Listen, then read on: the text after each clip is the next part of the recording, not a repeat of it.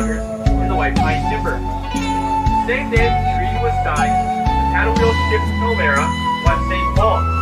She had been preloaded with supplies, built 2 large lumber camps and 2 sawmills, one for each side of the river. One camp became 2,000 sailors' falls and St. Croix Falls.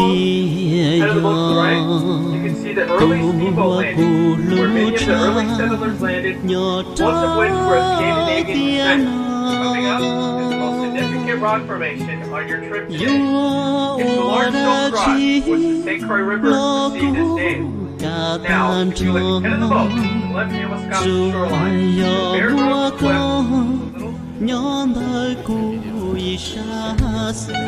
Off to our right is the campground at the Minnesota Interstate Park. Picnic area just downstream from there. This is a very modern campground. They have electricity in many of their campsites, running water, even hot water showers. This Minnesota State Park was formed in 1895, making it the second state park in Minnesota. And formed the first interstate park system in the United States.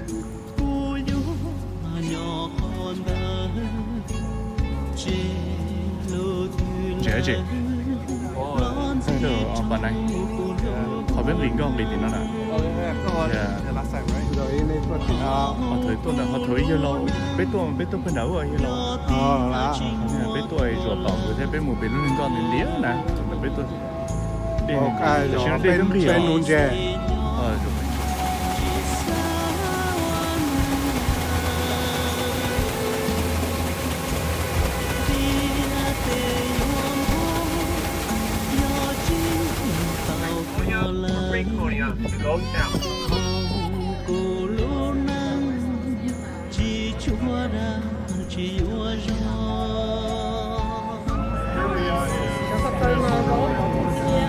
có từ đây có từ sư có phải là kiểu chỉ thay là cái gì thì